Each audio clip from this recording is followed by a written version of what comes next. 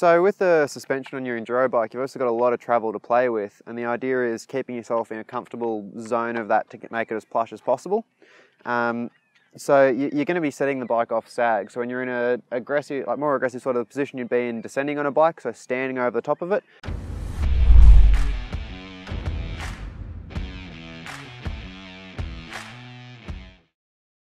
All right, hi guys, it's Coach Fens here from FTP Training, and luckily we're joined today by a long-time FTP rider who's ridden for Avanti Racing and Torque for many, many years. Very well known to most of you out on the trails, Mark Tupalski. Good to be with you again, Fens. Yeah, good mate, thanks very much for coming out today.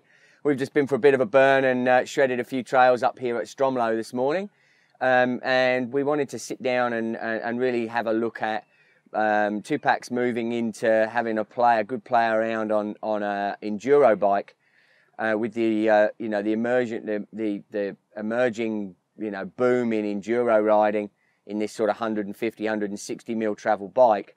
It's quite important to get that bike set up properly to really get the best from it. We've before looked at setting up the XC bike, and setting up an enduro bike is going to be a little bit different. So Tupak, we're just going to go through looking at your Canyon Strive, and can you talk us a little bit about, say, setting up, for instance, start up with your front suspension?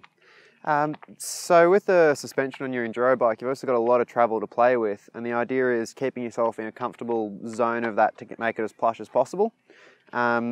So you're going to be setting the bike off sag. So when you're in a more aggressive sort of position you'd be in descending on a bike, so standing over the top of it, you need to set the pressure so that you're sitting between 25 and 30% sag. It's easiest to do this with a mate to be able to push the sag measuring ring up and back down onto the shock before you rock off the bike when you've set it up.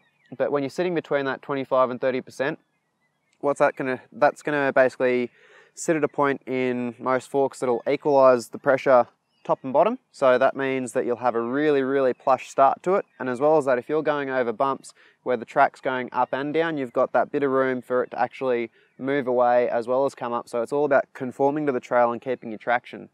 The next step to that is if you go and ride and you find that you get to the bottom of a run and you're always pushing all the way through your suspension and you're bottoming out too much, then a lot of shocks these days come with a token system or an airspacer system. So essentially on the air leg side of that, at the 30% sag, you can then add a spacer to change the volume of air in it and change how fast it ramps up. So if you're bottoming out your suspension, you put tokens in. If you can't bottom out your suspension, you take tokens out. And what that does is basically change the rate at which the fork will get harder towards the top end of the stroke and aim to keep you between the 30% point and about 80%, so you're getting the most out of your travel to keep traction on, and you're only using that last little bit on your big bottom outs. Yeah, okay, so the tokens are basically changing the space inside there of the air, so therefore it ramps up quicker towards the top of the stroke. Yep. So heavier riders probably want to run with more tokens.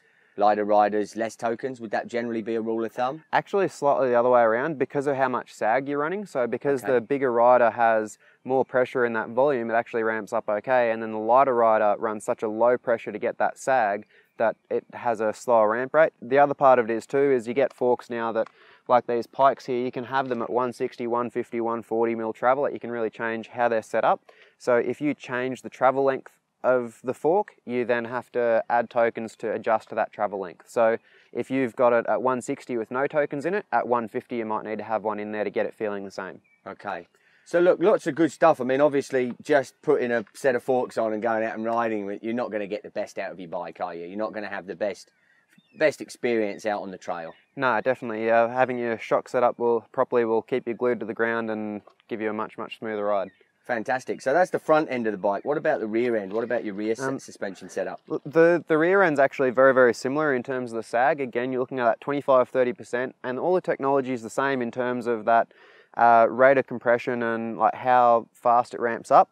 So again, if you're blowing through all your travel on the rear, both Fox and RockShox and most other brands will actually have a high volume can system, so you can add spacers in there as well and tune that. And then what you're looking for overall is that your shock and fork are both compressing at a similar sort of rate, because if one's harder than the other or one's softer than the other, you're going to dive into corners or G out of drop-offs funny. So it's all about getting that nice even setup on the bike to keep the bike acting nice and stable underneath you.